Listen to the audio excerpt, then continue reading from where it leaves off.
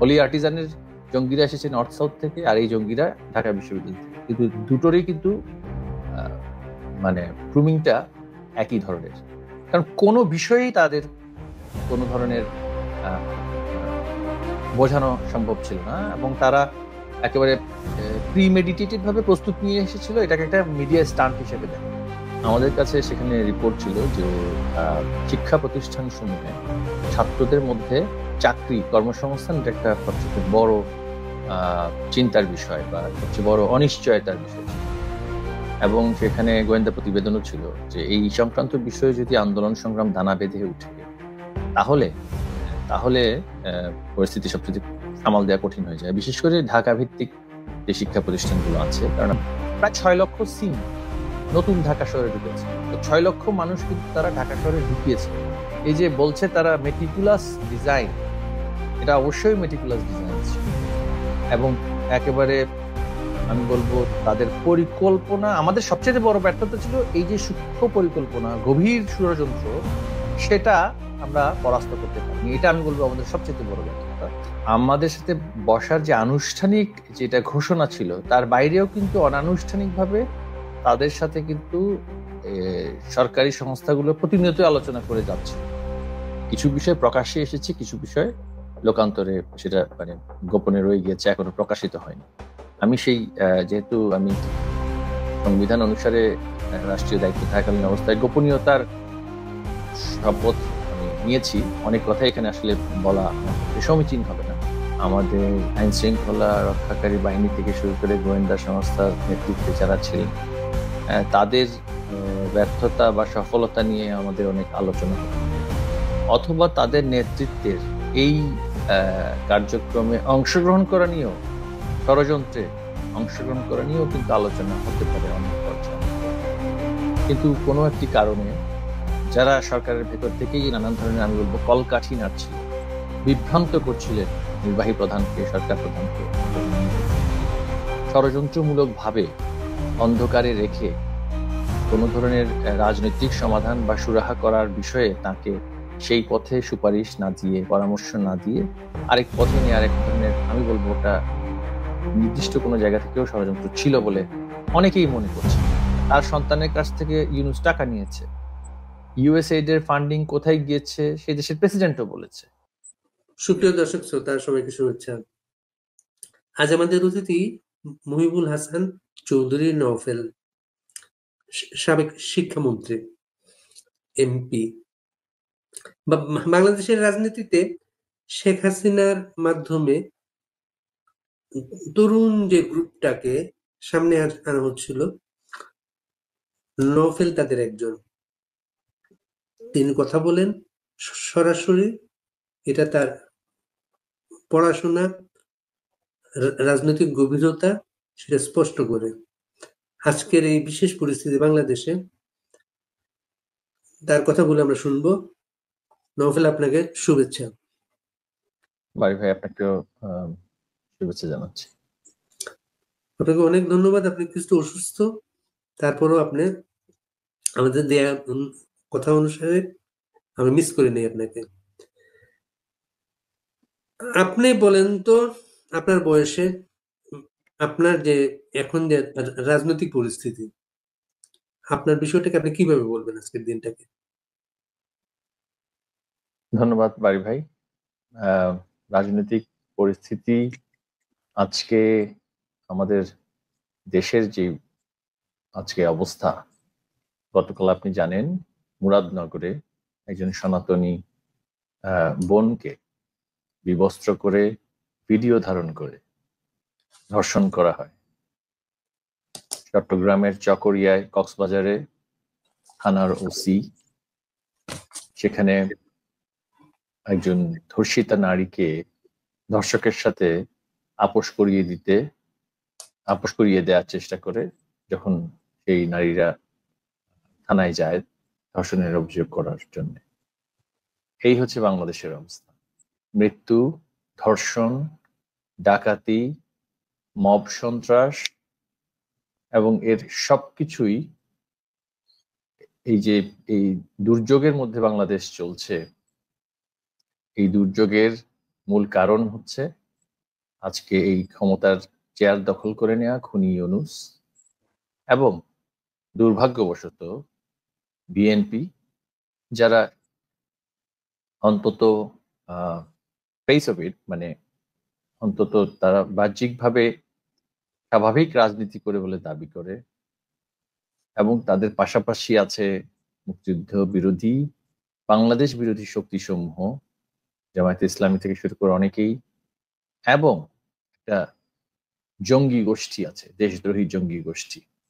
তাদেরকে আমি জিহাদি আর বলতে চাই না, কারণ জিহাদের একটা ব্যাখ্যা, ধর্মীয় ব্যাখ্যা আছে।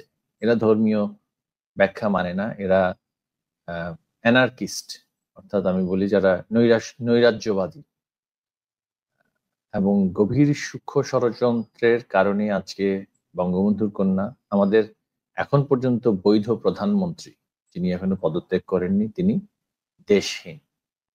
একটি দেশ যার সাংবিধানিক প্রধান দেশে থাকতে পারছে না, দেশের সাধারণ মানুষের জীবন বিপন্ন, অর্থনীতি ধ্বংসের পথে গিয়ে ঠেকেছে। বাংলাদেশের যে পরিস্থিতি, এই পরিস্থিতিতে অনেকেই বলছেন যে এটা সোমালিয়া বা হাইতির পরিস্থিতির দিকে আমরা এগিয়ে যাচ্ছি। এই যে একটা ভয়াবহ পরিস্থিতি, সেটাই হচ্ছে অবস্থা। আর এই পরিস্থিতিতে দেখুন, একটি কুচক্রী গোষ্ঠী, বিশেষ করে যারা বৈধ রাজনৈতিক পথে কখনোই সরকারি দায়িত্ব পাবে না, এর মধ্যে আমি বলবো অন্যতম ১-১১ কালীন সময়ে যারা কুশীলব ছিল, মতিউর মাহফুজ, যে প্রথম আলোর ২ সম্পাদক, প্রথম আলো ডেইলি স্টারের, যাদের এখন ক্ষমতা দখলের বাসনা পরিপূর্ণ হয়েছে, এর জন্য তারা দেশ বিসর্জন দিতে রাজি।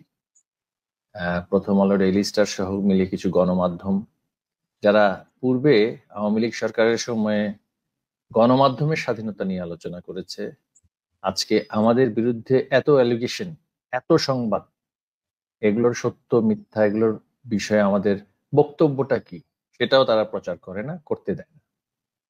আমি কিছুদিন আগে গণমাধ্যমের স্বাধীনতার বিষয় দিয়ে শুরু করতে চাই, কারণ এরাই তো এই পরিস্থিতিটা, এই ন্যারেটিভটা বিশ্বব্যাপী প্রচার করেছে।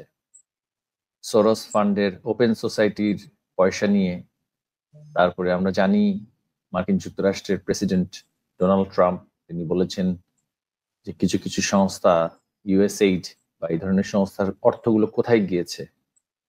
তো সেই অর্থগুলো নিয়ে এরাই বিশ্বব্যাপী বাংলাদেশ বিরোধী প্রচারণা চালিয়ে যে ন্যারেটিভটা প্রতিষ্ঠিত করেছে, আজকে কোথায় তাদের সেই বাক স্বাধীনতা? আমাদের কোনো ব্যাখ্যা বা জবাবদিহিতার জন্য আমি যদি দোষী হই, জনগণের সামনে আমাকে তো আমার ব্যাখ্যা দেওয়ার একটা অধিকার আমি রাখি। আমাকে আদালতে বিচার করুন, কিন্তু কোনো ব্যাখ্যা দেয়া কোনো বিষয়ে এরা কাউকেই করতে দিচ্ছে না। এক পেশে একতরফা সংবাদ প্রচার করে যাচ্ছে। এই হলো বাংলাদেশের অবস্থা। আমাদের ভাগ্য ভালো, বাড়ি ভাই আপনাদের মতন কয়েকজন গণমাধ্যম কর্মী আছেন, সৌভাগ্যবশত দেশের বাইরে আছেন, যার কারণে আমাদের বক্তব্যগুলো, আমাদের কথাটা সেদিন কি হয়েছিল, আজকে কি হচ্ছে, বিশ্ববাসী জানতে পারছে। 15 মাসও হয়নি এই সরকার, 1 বছরও হয়নি এই সরকার ক্ষমতা দখল করেছে। এই গ্যাং, আমি বলবো সরকার না, এই গ্যাং ক্ষমতা দখল করেছে, এবং ইতিমধ্যেই তাদের জিহাদি সংযোগ, জঙ্গি সংযোগ বিশ্বব্যাপী কিন্তু প্রকাশিত হয়ে গিয়েছে। সামাজিক যোগাযোগ মাধ্যম, ডিজিটাল বাংলাদেশ, ডিজিটাল ওয়ার্ল্ড এর কল্যাণে। তো আমরা আসলে কেউই ভালো নেই।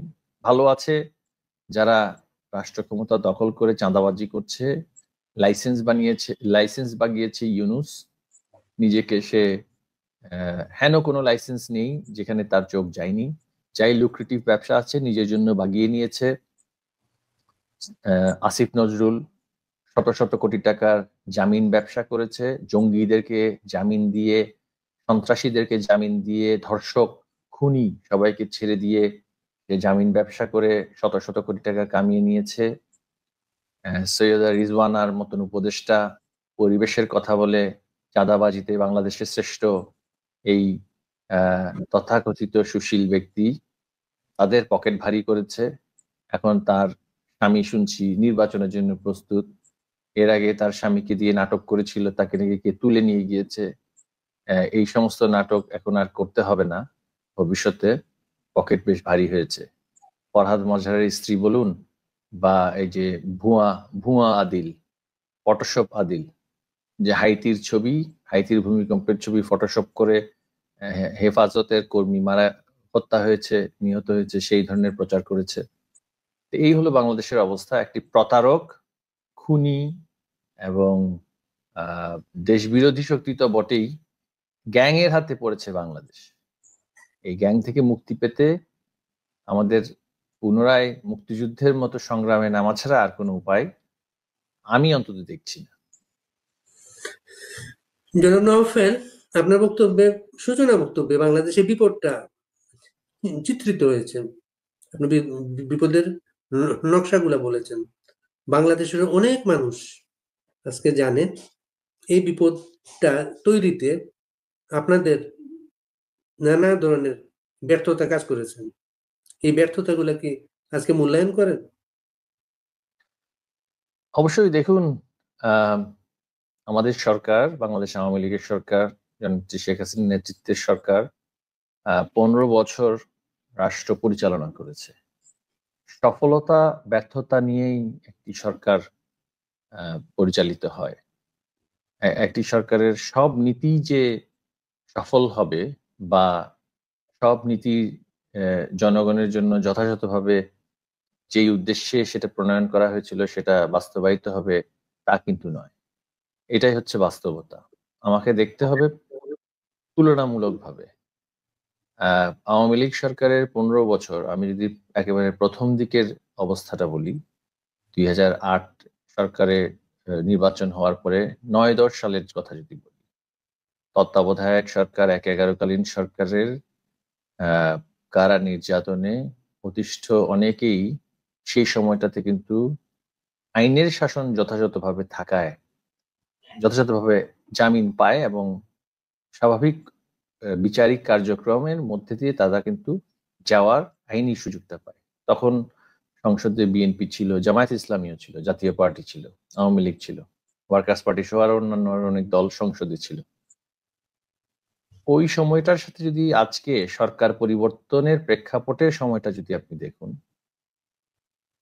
সেইখানের অবস্থা আজকের এই অবস্থার মধ্যে তো আকাশ আর পাতালের ফারাক আছে। বিচার ব্যবস্থা একেবারে ভুলুণ্ঠিত হয়েছে। সর্বোচ্চ আদালতে প্রধান বিচারপতি নিয়োগ থেকে শুরু করে মব মব ভায়োলেন্স করে পুরো সর্বোচ্চ আদালতকে পদত্যাগ করানো থেকে শুরু করে, বিচারিক আদালতগুলোতে বিচারকদেরকে হুমকি ধমকি দেওয়া থেকে শুরু করে, আইনজীবীদেরকে গণগ্রেফতার করার মাধ্যমে, এবং এই যে ক্যাঙ্গারু কোর্ট, আইসিটি ট্রাইব্যুনাল, এটা সেটা তৈরি করে সারা দেশের সামনে এখন একটা মকারি অফ জাস্টিস বলবো, জাস্টিস না, মকারি অফ জাস্টিস, বিচার নিয়ে ছেলে খেলা, এই সেটা শুরু হয়েছে।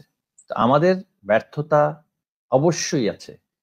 এটা তো একটা সরকার ছিল, একটা রাজনৈতিক দল ছিল। সেই ব্যর্থতা আর এই আজকের অরাজকতা, এর মধ্যে আমি বলবো জনগণের উচিত একটা তুলনা করা। বিএনপির নেতাকর্মীরাই আমাদের সরকারের সময় দীর্ঘদিন বিচারিক প্রক্রিয়ার মধ্যে নিজেদেরকে কিন্তু মুক্ত রেখে রাজনৈতিক কার্যক্রমে অংশগ্রহণ করতে পেরেছে, এবং 14 সালে তারা সারা দেশব্যাপী যে রাজনৈতিক আন্দোলনের নামে যেই ভায়োলেন্স তারা করেছে, তারপরও আমাদের বিচার ব্যবস্থার প্রক্রিয়ার মধ্যে দিয়ে কিন্তু তারা কেউই অবিচার তাদের প্রতি হয়েছে সেটা কেউ বলতে পারবে না। গ্রেফতার হয়েছে, জেলে গিয়েছে, জামিন হয়েছে। আজকে আমাদের যে অবস্থা, আমার বিরুদ্ধে ইতিমধ্যে 130টার উপরে বোধহয় আমার কাছে এফআইআর এসেছে, মামলা হয়েছে। তো কোনো মামলাতেই কিন্তু আমাদের পক্ষে বিচারিক প্রক্রিয়ায় অংশগ্রহণ করার কোনো সুযোগ তো অবশ্যই নেই।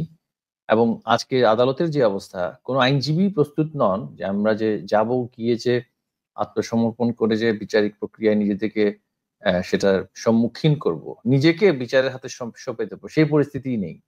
যারা কারাগারে আছেন তাদেরকে হত্যা করা হচ্ছে, চিকিৎসা দেওয়া হচ্ছে না, এই ধরনের একটা অরাজক অবস্থা।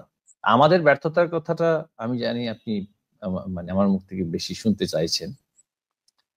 আমাদের ব্যর্থতার জায়গায় আমি যদি বলি যে সরকার প্রশাসন পরিচালনার ক্ষেত্রে সরকারের বেতনভুক্ত কর্মচারী যারা ছিল, কর্মকর্তা যারা ছিল, আমি ব্যক্তিগতভাবে মনে করি উম, নানান কর্মকাণ্ডে তাদের যেই সরকারি আইনে প্রদত্ত দায় মুক্তির যে ব্যবস্থা আছে বা ছিল, এবং আহ, সুশাসন নিশ্চিত করার ক্ষেত্রে তাদের উপরে যেই নিয়ন্ত্রণ আমাদের থাকার কথা ছিল স্বচ্ছতার লক্ষ্যে, এবং আমাদের নিজেদেরও নানান বিষয়ে সুশাসনের সময়ে সময়ে ঘাটতির কারণে জনগণের মধ্যে যে সমালোচনাটা হয়েছে, এর থেকে তো আমাদের মূল্যায়ন হচ্ছে, হচ্ছে না আমি তো তা বলবো না। সমালোচনা হচ্ছে, অভিযোগ আছে আমাদের বিরুদ্ধে, সুশাসন সংক্রান্ত অভিযোগ আছে। সব সরকারের বিরুদ্ধে ছিল বাংলাদেশে, আমাদের বিরুদ্ধে পরবর্তীতে অনেক বেশি এসেছে। এটা এড়িয়ে যাওয়ার সুযোগ নেই, এটা এড়িয়ে যাওয়ার সুযোগ নেই, এবং আমি মনে করি এর থেকে আমাদের শিক্ষা অবশ্যই নিতে হবে।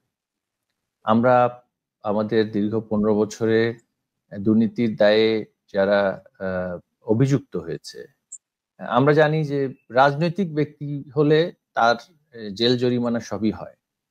কিন্তু আপনি দেখুন বাংলাদেশের 52 বছরের আমাদের তো এখন এই যে দীর্ঘ সময়ে, আমি আমাদের 15 বছর সময়টাতেই যদি বলি, আমরা যারা রাষ্ট্রের কর্মচারী কর্মকর্তা তাদের আহ, নানান ধরনের সংবাদ বলি বা তথ্য থাকা সত্ত্বেও আমরা আসলে কাজনের বিরুদ্ধে ব্যবস্থা নিতে পেরেছি, সেটা তো আছেই। তার উপরে অর্থনৈতিক যে সমস্ত অভিযোগের কথা বলা হয়েছে সেগুলোর বিষয়ে হয়তো বা জনমনে অনেক ক্ষোভ বা আক্ষেপ আছে। এরপরও বলবো, এত ক্ষোভ বা আক্ষেপ থাকার পরও দ্রব্যমূল্য নিয়ন্ত্রণ, মানুষের সামাজিক আহ, ক্ষমতায়ন, অর্থনৈতিক ক্ষমতায়ন, নারীর ক্ষমতায়ন, দারিদ্র্য বিমোচন, যোগাযোগ ব্যবস্থার উন্নতি, এই সব কিছু মিলিয়ে কিন্তু সেই অভিযোগের যে পাল্লা, আমাদের পক্ষে কিন্তু মানুষের সন্তুষ্টির পাল্লাটাই কিন্তু বেশিরভাগ সময়ে ভারী ছিল। তো মূল্যায়নের জায়গায় আমি আমাদের বঙ্গবন্ধু কন্যা জননেত্রী শেখ হাসিনার পরিচালিত সরকারকে বাংলাদেশের ইতিহাসে এর আগের যত সরকার ছিল সকল সরকারের চাইতে সবচেয়ে বেশি প্রশংসিত করার জায়গায় আমি রাখি। শুধু আমি বলছি না, যারা আজকে আমাদের সমালোচনায় লিপ্ত হয়েছে তারাই কিন্তু সময় সময়ে বলেছে, স্বীকার করেছে। বিশ্বব্যাংক বলি বা পশ্চিমা শক্তি বলি, তারাই কিন্তু বলেছে আমাদের রাজনৈতিক কিছু, আমি বলবো ব্যর্থতারা বলে বলবো, সমালোচনার জায়গা ছিল, যেগুলোতে আমরা আরো ভালো করলে আজকের এই পরিস্থিতি হয়তো বা হতো না। সেটা আপনার প্রশ্নের প্রেক্ষিতে আমি উত্তর দিতে চাই। জনাব নওফেল, আপনাদের সরকারের শেষের দিকে আপনি 3জন মন্ত্রীকে বিশেষ দায়িত্ব দেওয়া হয়েছে আন্দোলনের সাথে যারা ছিল ওদেরকে আলোচনার টেবিলে আনার জন্য, কথা বলার জন্য। আমরা জানি হচ্ছে রাষ্ট্রীয় অতিথি ভবনে আপনারা প্রতিদিন গিয়ে বসে থাকতেন, তারা আসতো না। ওই পরিস্থিতিগুলো আমরা আপনার মুখে জানছি, কারণে আমরা এগুলো জানি না। দেখুন, এই কোটা আন্দোলন যখন প্রাথমিক একটা পর্যায়ে ছিল, আমাদের কাছে সেখানে রিপোর্ট ছিল যে আহ, শিক্ষা প্রতিষ্ঠান সমূহে ছাত্রদের মধ্যে চাকরি কর্মসংস্থান এটা একটা সবচেয়ে বড় আহ চিন্তার বিষয় বা সবচেয়ে বড় অনিশ্চয়তার বিষয় ছিল। এবং সেখানে গোয়েন্দা প্রতিবেদনও ছিল যে এই সংক্রান্ত বিষয়ে যদি আন্দোলন সংগ্রাম দানা বেঁধে উঠে তাহলে তাহলে আহ, পরিস্থিতি সবচেয়ে সামাল দেওয়া কঠিন হয়ে যায়, বিশেষ করে ঢাকা ভিত্তিক যে শিক্ষা প্রতিষ্ঠানগুলো আছে। কারণ আপনারা জানেন যে আমাদের দেশের আহ, আমাদের প্রাইভেট বিশ্ববিদ্যালয় সমূহের প্রায় 80%ই ঢাকা, আহ, রাজধানী ঢাকাতে। এরা কোটা বা সরকারি চাকরিতে সাধারণত আবেদন করে না প্রাইভেট বিশ্ববিদ্যালয়ের শিক্ষার্থীরা। তাদের মধ্যে কিছু আহ, সমস্যা, তাদের প্রতিষ্ঠানগতভাবে কিছু সমস্যা সেখানে ছিল। তাদের মধ্যে ইনকাম ট্যাক্স সংক্রান্ত বিষয়ে তাদের যেই যারা মালিকরা ছিল তাদের, মালিক বলবো না, ট্রাস্টি যারা ছিল তাদের কিছু অভিযোগ ছিল যে সেখানে কিছুটা একটা আমরা দেখছিলাম ষড়যন্ত্রমূলক কার্যকলাপ হচ্ছিল। সরকার যখন আয়কর সেখানে ইম্পোজ করা হলো, সেখানকার পরিচালক যারা ছিলেন তাদেরকে এনবিআর থেকে ক্লোজ করে ফ্রিজ করে সেই বিশ্ববিদ্যালয়গুলো থেকে অর্থ আদায় করার প্রক্রিয়া শুরু হয়। আর পাবলিক বিশ্ববিদ্যালয়গুলোতে কোটা বিরোধী একটি আন্দোলন সর্বসাধারণ শিক্ষার্থীদের মধ্যে সেটা সেখানে দানা বাঁধতে থাকে। এবং এটা দেশের যে সমস্ত সরকারি কলেজ বেসরকারি কলেজ সেগুলোতেও ছিল।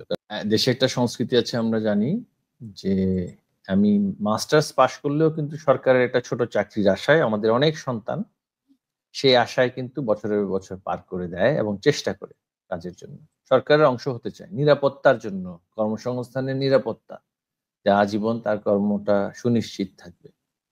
আর সুযোগ সুবিধা তো আছেই, নৈতিক বলি বা অনৈতিক বলি, সেটা একটা মানুষের মধ্যে একটা আশা সেটা দেয় সব সময়।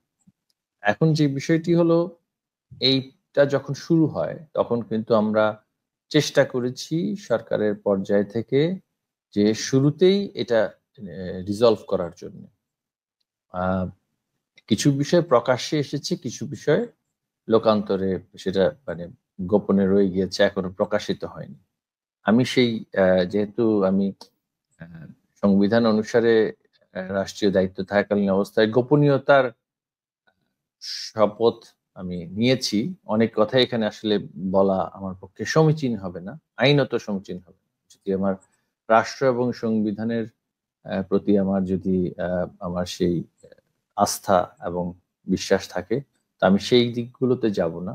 তবে একটি বিষয় পরিষ্কার ছিল যে একটি গোষ্ঠী এখানে ব্যাপক পরিমাণ অর্থায়ন করছে।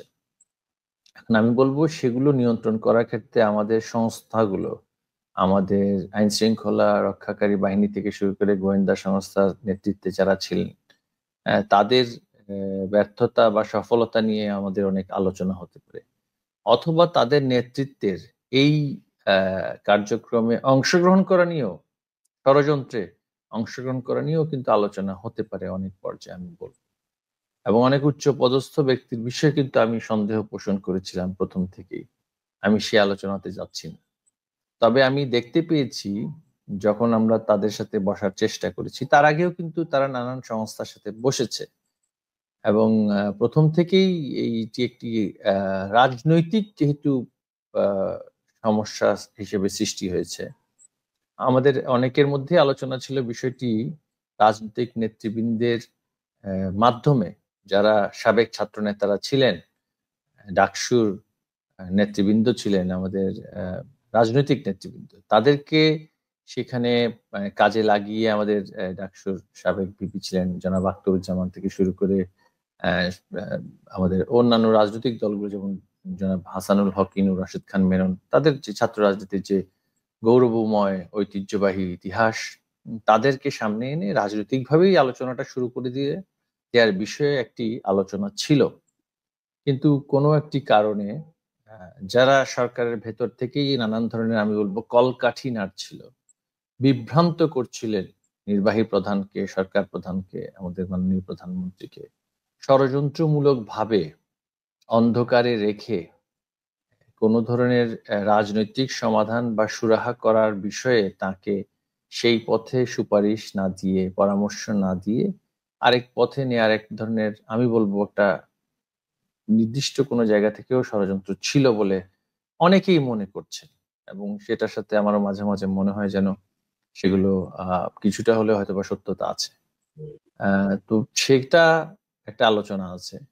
আর এই গোষ্ঠী, এই ছেলেগুলো যারা সেদিন এই কোটা আন্দোলনকে সামনে রেখে, আমি বারবার করে বলেছি যে অপরিণামদর্শী কর্মসূচিগুলো দেওয়া শুরু করেছে, তারা কিন্তু সুপ্রশিক্ষিত বলবো না, প্রশিক্ষিত জঙ্গি। তাদেরকে দীর্ঘদিন ধরে পরিকল্পিতভাবে একটি গোষ্ঠী, যারা কিন্তু সরকারের ভেতর থেকে ওই ধরনের কলকাঠি নাড়িয়েছিল, সেই গোষ্ঠী, নাম উল্লেখ না করে বলছি, সন্দেহের তীর কোন দিকে যায় আপনারা জানেন, যেই দেশ থেকে মিলিয়ন মিলিয়ন ডলার দেয়া হয়েছে এদের উপরে বিনিয়োগ করা হয়েছে, এবং ইউনুসের যে ইউনুস সেন্টারের নেতৃত্বে এই ছাত্রদেরকে তারা কিন্তু দীর্ঘদিন ধরে গ্রুমিং করছিল। আপনি খেয়াল করে দেখবেন ইউনুস কনি ইউনুস সে একটি দল তৈরি করে, নাম ছিল নাগরিক শক্তি, যেটা হালে পানি পায়নি। কারণ সেখানে সে বুঝতে পারে সে ছাত্রদের মধ্যে তার কোনো অবস্থান ছিল না, বা সেখান থেকে উঠে আসা কোনো রাজনৈতিক শক্তি তার সাথে ছিল না। তারপর সে দীর্ঘদিন ধরে ঢাকা বিশ্ববিদ্যালয় থেকে শুরু করে কিছু সুনির্দিষ্ট ছাত্রকে উত্তেজিত করে বলি, বা তাদেরকে মোটিভেট করে বলি, সেইখানে তার একটি গ্রুপ সৃষ্টি করে, সেটার নাম ছিল ছাত্র শক্তি। নাগরিক শক্তি প্রথম এক্সপেরিমেন্ট ব্যর্থ হলো, পরবর্তীতে ছাত্র শক্তি নাম দিয়ে তারা আরেকটি ছাত্র রাজনৈতিক কর্মসূচি তারা শুরু করে।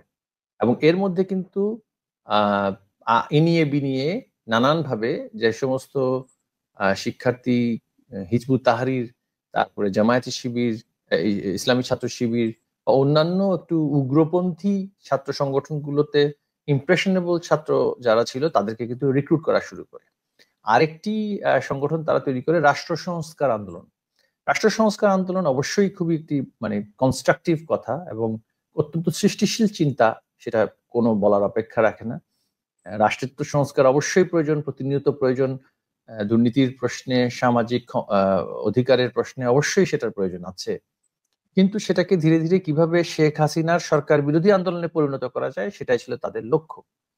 তো এই ব্যক্তিবর্গকে তারা তুলে নিয়ে এসে যখন এই আন্দোলনে প্রথম থেকেই শুরু করে এবং সামনের দিকে নিয়ে আসে, আমরা আমাদের সাথে বসার যে আনুষ্ঠানিক যেটা ঘোষণা ছিল তার বাইরেও কিন্তু অনানুষ্ঠানিকভাবে তাদের সাথে কিন্তু সরকারি সংস্থাগুলো প্রতিনিয়ত আলোচনা করে যাচ্ছিল।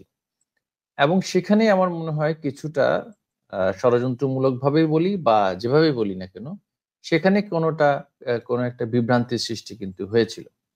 এবং যার দরুন এরা এরা তো রাষ্ট্রের চাইতে আরো বেশি শক্তিশালী নয় বা ক্ষমতাশালী নয়, এরা আরো বেশি পার পেয়েছে। এবং এটা এমন কোনো দাবি ছিল না যেটা একেবারে অঙ্কুরেই বিনষ্ট করা যেত না, এটা একেবারে স্বাভাবিক একটা সিদ্ধান্ত হতে পারত, কিন্তু নানান জায়গা থেকে নানানভাবে এমনভাবে চালানো হয়, এরাই কিন্তু ক্ষমতায়ন তাদেরই কিন্তু হয়। এবং আমরা যখন তাদের সাথে প্রথম বসেছি, প্রথম বসাতেই কিন্তু আমি আমাদের মাননীয় প্রধানমন্ত্রীকে আমি সেখানে তাকে আমার যে ওপিনিয়ন অ্যাসেসমেন্ট সেটা আমি তাকে দিয়েছিলাম। আমার সাথে বাকি দুজন মন্ত্রী যারা ছিলেন তাদের অ্যাসেসমেন্ট ভিন্ন হতে পারে, তবে আমার অ্যাসেসমেন্টটা ছিল এরা প্রশিক্ষিত জঙ্গি গোষ্ঠীর সদস্য। এবং সেটা আমি এইভাবেই করে বলেছিলাম যে হলি আর্টিজানের জঙ্গিরা এসেছে নর্থ সাউথ থেকে, আর এই জঙ্গিরা ঢাকা বিশ্ববিদ্যালয় থেকে, কিন্তু দুটোরই কিন্তু মানে গ্রুমিংটা একই ধরনের। কারণ কোনো বিষয়েই তাদের কোনো ধরনের বোঝানো সম্ভব ছিল না, এবং তারা একেবারে প্রিমেডিটেটেড ভাবে প্রস্তুত নিয়ে এসেছিল এটাকে একটা মিডিয়া স্টান্ট হিসেবে দেখা। তারা শুরু থেকে কিন্তু সরকার বিরোধী আন্দোলনেই করছিল, এবং সেটা এত দ্রুত তারা এগিয়ে যাবে সেটা তারা বুঝতে পেরেছে। তাদের কিন্তু পরিকল্পনার কিন্তু এটা কিন্তু অংশই ছিল, এবং তাদের পরিকল্পনাটা যে বাস্তবায়ন হচ্ছে, নানান সংস্থা বলি বা প্রতিষ্ঠান বলি তাদের ষড়যন্ত্র ধীরে ধীরে বাস্তবায়নের পথে যাচ্ছে, এটা দেখেই কিন্তু তারা একেবারে সবকিছু অনড় ছিল, কারণ তারা কোনো না কোনো জায়গা থেকে তো সেই বার্তাটা পাচ্ছিল যে এগিয়ে যাও, এক চুলো নড়া যাবে না, কারণ সেদিকেরই পরিস্থিতি যাচ্ছিল। হ্যাঁ, এবং আপনি দেখবেন আমি একটা নিরাপত্তা আলোচনায় আমি আমাদের মাননীয় স্বরাষ্ট্রমন্ত্রী তখন তার দৃষ্টি আকর্ষণ করেছিলাম, এখানে বলেছিলাম যে বিটিআরসির যদি সিম কার্ডের ডাটা দেখা যায় যে জুলাইয়ের অ্যাবাউট 17 তারিখ থেকে ঢাকা শহরে বিপুল পরিমাণ অতিরিক্ত সিম ঢাকা শহরে ঢুকেছে। প্রায় 6 লক্ষ সিম নতুন ঢাকা শহরে ঢুকেছে। তো 6 লক্ষ মানুষ কিন্তু তারা ঢাকা শহরে ঢুকিয়েছে। এই যে বলছে তারা মেটিকুলাস ডিজাইন, এটা অবশ্যই মেটিকুলাস ডিজাইন ছিল, এবং একেবারে আমি বলবো তাদের পরিকল্পনা, আমাদের সবচেয়ে বড় ব্যর্থতা ছিল এই যে সূক্ষ্ম পরিকল্পনা, গভীর ষড়যন্ত্র, সেটা আমরা পরাস্ত করতে পারিনি। এটা আমি বলবো আমাদের সবচেয়ে বড় ব্যর্থতা। সেই ধরনের প্রস্তুতি আমাদের ছিল না। এত বড় ষড়যন্ত্রের প্রস্তুতি, প্রতিহত করার প্রস্তুতি আসলে আমাদের সে অর্থে ছিল না। 6.5 লক্ষের উপরে, 7 লক্ষের উপরে সিম ঢাকা শহরে ঢোকানো হয়েছে। এরা কারা? ওই সময়টা থেকে ঢুকেছে তারা। একই বছরের যদি ওই সময়টা আমরা গত বছর দেখি, তাহলে কিন্তু এগুলো অ্যাবসেন্ট ছিল। এর অর্ধেকও যদি থাকে কম্বেটেন্ট, অর্থাৎ যারা রাজপথে বা গোপনে সরকারের বিরুদ্ধে সরাসরি যুদ্ধে লিপ্ত হবে, অর্ধেক যদি থাকে কম্বেটেন্ট, তাহলে তো এটা সরকারের জন্য ব্যাপক সার্বভৌমত্ব এবং নিরাপত্তার জন্য হুমকির সম্মুখীন। এগুলো তো রুটিন মনিটরিং করা হতো না। নিরাপত্তা সংস্থার উচিত ছিল যে এগুলো রুটিনলি মনিটরিং করা। তার উপরে আছে যে আমাদের ঢাকা শহরের দুটো প্রবেশ মুখ, যাত্রাবাড়ি এবং উত্তর এবং দক্ষিণ। সেখানে গার্মেন্টস শিল্পের প্রাধান্য অনেক আছে, আপনারা জানেন, নারায়ণগঞ্জ এবং গাজীপুরে গার্মেন্টস এর। সেখানে আমি আরেকটি সিকিউরিটি মিটিং এ বলেছিলাম যে এই দুটো জায়গা হচ্ছিল, এটা মানে সরকারের থাকতে আমি বলেছিলাম যে ঢাকা শহরে যদি সবচেয়ে বেশি থ্রেট আসে, থ্রেট অ্যাসেসমেন্টের জন্য এই দুটো জায়গা হবে হটস্পট। কেন বলেছি? এই দুটো জায়গায়, এটা লিখিত ছিল স্বরাষ্ট্র মন্ত্রণালয়ের মিটিং এ। আমি আমাদের তৎকালীন সময় আমাদের শিক্ষামন্ত্রী ছিলেন ডক্টর দীপমণি, আমি উপমন্ত্রী থাকা অবস্থায় স্বরাষ্ট্রমন্ত্রীকে আমি এটা বলেছি, পুলিশের বড় বড় কর্মকর্তারা সেখানে ছিলেন, যে এই দুটো জায়গায় সবচেয়ে বেশি গার্মেন্টস ইন্ডাস্ট্রি আছে। সেখানে আমাদের মায়েরা যারা কর্মী, সেখানে তাদের সন্তানদের কোনো সেই অর্থে ডে কেয়ার ফেসিলিটি বা লং ডে স্কুলিং সেই অর্থে নেই। এবং সেই কাজগুলো করে সেখানে সেখানে যে কমি মাদ্রাসাগুলো আছে, লিল্লা বোর্ডিং বলা হয়, লিল্লা বোর্ডিং, ফি সাবিলিল্লাহ, অর্থাৎ যাদের দান খয়রাতের ভিত্তিতে যে সমস্ত বোর্ডিং গুলো চলে, সেখানে তাদের সন্তানদেরকে দেখাশোনা করা হয়, রাখা হয়, খাওয়ানো হয়, তাদেরকে কোরআন শিক্ষাও দেওয়া হয় বা ধর্মীয় শিক্ষা দেওয়া হয়। তো সেই প্রতিষ্ঠানগুলোতে কি হচ্ছে, তাদের দায়িত্ব যতক্ষণ রাষ্ট্র নিতে পারবে না, ততক্ষণ পর্যন্ত তাদেরকে কিভাবে পরিচালিত করা হবে এর উপরে কোনো নিয়ন্ত্রণ আমাদের থাকবে না। এবং সেটাই হয়েছে। কোমলমতি অনেক শিক্ষার্থীকে সেখানে ভুল বুঝিয়ে হোক, বা সেখানে কিন্তু লক্ষ লক্ষ শিক্ষার্থী আছে। আমাদের রাফ এস্টিমেটে ছিল ভাই 15 থেকে 20 লক্ষ শিক্ষার্থী সারা বাংলাদেশে কওমি মাদ্রাসাগুলোতে পড়ছে। আমি আলিয়া মাদ্রাসার কথা বলছি না, কওমি মাদ্রাসাগুলোতে পড়ছে। সেখানে আসলে কি পড়ানো হচ্ছে, কি করা হচ্ছে, শিক্ষা মন্ত্রণালয়ের কোনো মনিটরিং ছিল না। এবং আমি বারবার যারা মানে সমরবিদ, বিশেষজ্ঞ সামরিক, তাদেরকে আমি বলেছি যে 15 লক্ষের মধ্যে যদি 3 লক্ষ যদি ওয়েপনাইজ করা হয়, সেটা যে একটা জাতীয় নিরাপত্তার জন্য যে ব্যাপক হুমকির সম্মুখীন, এই উপলব্ধিটা কি আমাদের আছে কিনা। এবং সেগুলো নিয়ে আসলে এগুলোকে বলা হয় পলিসি মেকিং এর ক্ষেত্রে সিনারিও প্ল্যানিং। আমি সিঙ্গাপুরে একটা সিভিল সার্ভিস একাডেমিতে একটা কোর্সে গিয়েছিলাম, তারা আমাকে একটা লিডারশিপ প্রোগ্রামে নিয়ে গিয়েছিল। তো সেখানে আমরা দেখেছি যে নানান ধরনের ফিউচার থ্রেট অ্যাসেস করার জন্য সিনারিও প্ল্যানিং করা হয়। এটা ইকোনমিক থ্রেট হতে পারে, সামাজিক থ্রেট হতে পারে, সিকিউরিটি থ্রেট হতে পারে, পলিসি কার্যকর হচ্ছে না, সেখানে অর্থনৈতিক কোলাপসের থ্রেট হতে পারে। আসলে আমাদের রাষ্ট্র পরিচালনার ক্ষেত্রে এই ধরনের সিনারিও প্ল্যানিং এর অভাব তো অবশ্যই ছিল। আমাদের বেশিরভাগই ছিল প্রতিক্রিয়ার মাধ্যমে নীতি প্রণয়ন করা। তো সিকিউরিটি এস্টাবলিশমেন্টের পক্ষ থেকে এই যে দুটো প্রবেশ মুখে এতগুলো কওমি মাদ্রাসাগুলো আছে, সেগুলোতে আসলে সরকারের সুপারভিশনটা, নিরাপত্তা সুপারভিশনটা আসলে সে অর্থে আমাদের ছিল না। এবং এগুলোকে সবগুলোকে তারা কাজে লাগিয়েছে। তারা ঢাকার বাইরে থেকে কম্বেটেন্ট এনেছে। এবং আমি যখন ঢাকা মেডিকেল কলেজে দেখতে গিয়েছি আহতদেরকে, সেখানে তৎকালীন পরিচালক মহোদয় আমাকে বলছিলেন যে যাতে করে একটু আহত যারা ছিল তাদের থেকে একটু ডিস্টেন্সে থাকি। আমি তো তখন বুঝতে পারিনি তারা সিভিয়ারলি ইনজুর্ড। তো তখন তিনি আমাকে বললেন যে দেখুন, এরা বেশিরভাগই হচ্ছে কম্বেটেন্ট, অর্থাৎ যুদ্ধ করতে এসেছে। এবং আমি যখন তাদের সাথে কথা বলছিলাম যে ভাই তুমি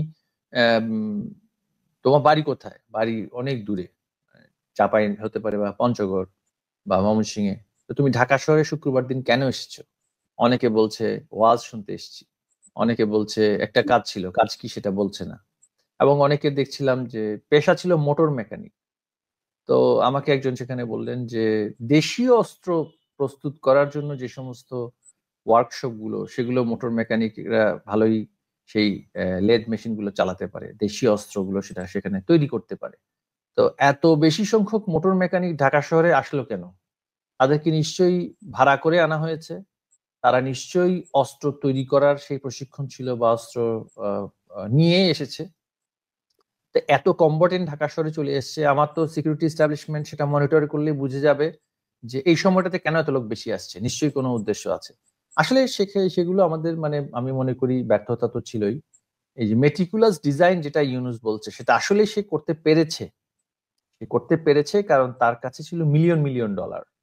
তার যে ইউনুস সেন্টারের যে লামিয়া মোর্শেদ নামক যে ব্যক্তি সেখানে বসে আছে, তার মাধ্যমে এবং তার যে অন্যান্য সাঙ্গপাঙ্গরা আছে তার সকল ধরনের প্রতারণা করার জন্য এবং জাতিকে বিভ্রান্ত করার জন্য তার একটা মেধাবী টিম আছে। দেখুন, একটা কথা আছে, বিদ্বান দুর্জন হইলেও পরিত্যাজ্য।